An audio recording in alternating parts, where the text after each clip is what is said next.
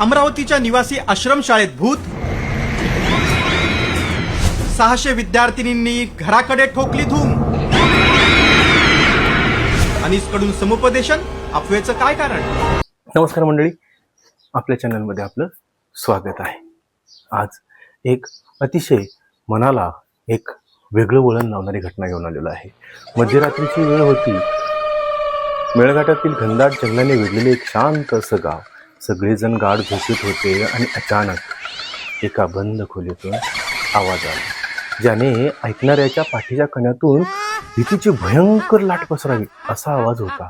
एका खोलीमध्ये एक मुलगी जोराजोराने हसत होती, पण ते हसणं आनंदाचं नव्हतं. त्या हसण्यात एक अस्वस्थ करणारी कहाणी होती. अंगावर काटा आणणारी दहशत होती. पाहता पाहता एका खोलीमधून ती दहशत दुसऱ्या खोलीमध्ये पसरली.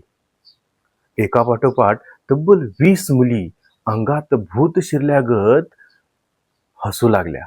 अस्वस्थ होऊन जमिनीवर आदळू लागल्या. मुलींच्या तोंडातून एकच वाक्य येत होतं, आम्हाला अंधारात कुणाच्या तरी पायातील घोंगराचा आवाज येतो, कुणीतरी जवळ येतंय. पण एका रात्रीत असं काय घडलं ज्याने 600 विद्यार्थ्यांची पळापळ झाली? आश्रमशाळेत खरंच एखादी अदृश्य शक्ती होती का यामागे दुसरं काही कारण होतं? जाणून घेण्यासाठी व्हिडिओ शेवटपर्यंत पहा. आणि हो, चॅनलवरती नवीन असाल तर सबस्क्राईब करायला विसरू नका. महाराष्ट्र आणि मध्य प्रदेशच्या सीमेवर असलेलं अमरावती जिल्ह्याचा मेळघाट परिसर निसर्गाने वेढलेला पण तितकाच दुर्गम आणि गूढ. याच मेळघाटातील चिखलदरा तालुक्यातील डोमा नावाचे एक छोटेसे गाव आहे. आणि या गावात शासकीय निवासी आश्रमशाळा आहे, जिथे शेकडो विद्यार्थी मुले मुली शिक्षण घेतात. पण ते जुलै महिन्याचे दिवस होते. नेहमीप्रमाणे शाळा सुरू होती. मुले अभ्यासात आणि खेळात व्यस्त होती. पण कुणालाच कल्पना नव्हती की पुढच्या काही तासात या इमारतीत अशी एक घटना घडणार आहे जी संपूर्ण महाराष्ट्राला हादरवून सोडेल. दिवस मावळला आणि अंधार पडू लागला. आणि 22 जुलैची ती रात्र. हॉस्टेलमधील मुली नेहमीप्रमाणे आपल्या खोल्यांमध्ये झोपण्याची तयारी करत होत्या. वातावरण अगदी शांत होतं, पण एक शांतता ही वादळापूर्वीची शांतता होती. रात्रीचे 12 वाजले असतील. एका खोलीमधून अचानक 4 मुलींची तब्येत बिघडली. त्या अस्वस्थ झाल्या आणि सुरुवातीला असं सामान्य त्रास असेल वाटत होतं, पण काही मिनिटातच त्या मुली विचित्र हालचाली करू लागल्या. अंगात प्रचंड ताकद असल्यासारख्या जमिनीवरती लोळू लागल्या. त्यांच्या चेहऱ्यावर भयानक असे हावभाव पाहून तर इतर मुलींची बुबडी वळाली. त्या 4 मुली एकाच वेळी जोरजोरात हसू लागल्या. हे हसणं इतकं भयानक होतं की हॉस्टेलचा पूर्ण कॉरिडॉर त्या आवाजानं घुमू लागला. पण इतर मुली सावरण्यासाठी त्यांना पुढे गेल्या, पण घडलं उलटच. ज्या मुली त्यांना पकडायला जात होत्या त्याही अचानक त्याच पद्धतीने वागू लागल्या. एका पाठोपाठ एक संख्येवरून 4 झाल्या, 4 वरून 8, 8 वरून 12 आणि असे पाहता पाहता 20 मुली या सावटाखाली आल्या.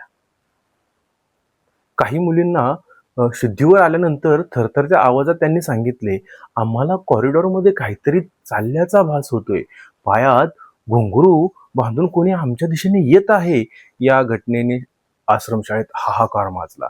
मुलींच्या किंचाळण्याचे आणि हसण्याचे आवाज ऐकून संपूर्ण परिसरामध्ये एक दहशतीचे आणि भीतीचे सावट पसरले. ही बातमी वाऱ्याच्या वेगाने डोमा गावात आणि आसपासच्या परिसरात पसरली. शाळेवर करणी झालीये, इथे भूतबाधा झालीये, अशा पालकांच्या याच्यामध्ये अफवांना उधाण आले. घरात झोपलेले पालक रात्रीचेच धावत आश्रमशाळेत पोहोचले. आपल्या मुलांचा जीव धोक्यात आहे या भीतीने पालकांनी तिथून आपल्या मुलांना थेट घरी नेण्यास सुरुवात केली. सकाळ होईपर्यंत परिस्थिती अशी झाली होती की गजबजणाऱ्या त्या आश्रमशाळेत 600 पेक्षा जास्त विद्यार्थ्यांनी एकाच रात्रीत शाळा सोडून पळ काढला होता. कालपर्यंत मुलांच्या हसण्याने गजबजणारी ती 3 मजली इमारत एका रात्रीत अचानक ओस आणि शांत झाली होती. गावात चर्चा सुरू झाली. शाळेच्या आवारात जुनी झाडं तोडली म्हणून हा कोप झालाय की स्थानिक देवस्थानचा हा कोप आहे. लोकांच्या मनात अंधश्रद्धेचे भूत पक्के बसले होते. ही घटना इतकी गंभीर बनली होती की थेट तालुका प्रशासनाला आणि आरोग्य विभागाला हस्तक्षेप करावा लागला. तालुका वैद्यकीय अधिकारी डॉक्टर अभिषेक नायडू यांच्या समवेत त्यांचे विशेष तज्ज्ञ डॉक्टर तसेच पोलिसांच्या ताफ्यासह डोमा शाळेत ते दाखल झाले. गावकऱ्यांचा दावा होता की हे भूत आहे, पण डॉक्टरांनी मुलींची वैद्यकीय तपासणी केली, त्यांची ECG, ब्लड टेस्ट आणि मानसिक स्थितीचा अभ्यास केला आणि त्यानंतर तज्ज्ञांनी खुलासा केला की त्याने हा अंधश्रद्धेचा बुरखा टराटरा फाटला. डॉक्टरांनी स्पष्ट केले की इथे कुठलीही भुताटकी नाही किंवा करणी किंवा दैवी कोप झालेला नाही. वैद्यकीय शास्त्रामध्ये या प्रकाराला मास हिस्टेरिया असे म्हणतात. प्रश्न असा उपस्थित होतो की 20 मुलींना एकाच वेळी त्रास का झाला? यामागची 3 कारणं आहेत. एक, अतिमानसिक ताण, घरापासून दूर राहणे, अभ्यासाचं दडपण किंवा एकटेपणा आणि मुलींचे मन आधीच कमकुवत झाले होते. 2, असुविधा आणि गर्दी. एका हवेचा अभाव आणि भीतीदायक वातावरणामुळे ताण वाढला. आणि तिसरं कारण म्हणजे भीतीचा संसर्ग, ज्याला ब्रेन टिगर म्हणू शकतो आपण इंग्रजीमध्ये. जेव्हा एका मुलीने तणावाखाली येऊन आरडाओरडा केला, तेव्हा ते पाहून शेजारच्या मुलीच्या मेंदूवर भीतीचा तीव्र आघात झाला. मानवी मेंदू भीतीपोटी अगदी तशीच प्रतिक्रिया देतो. मुलींना झालेला घुंगराचा भास हा त्याच्याच भीतीचे आणि कल्पनेचे एक अपत्य होते. अंधश्रद्धा निर्मूलन आणि प्रशासनाने गावात ठिय्या मांडून पालकांचे समुपदेशन केले.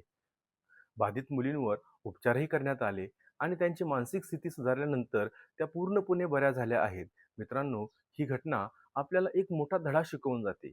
जेव्हा जेव्हा आपण विज्ञानाला सोडून अंधश्रद्धेकडे झुकतो, तेव्हा भीती आपल्याला अधिक गिळंकृत करते. भूत हे बाहेर कुठे नसून बऱ्याचदा ते आपल्या मानसिक ताणात किंवा भीतीत दडलेलं असतं. डोमा शाळेतील ही घटना मास हिस्टेरियाचे एक उत्तम उदाहरण आहे. तुम्हाला काय वाटतं?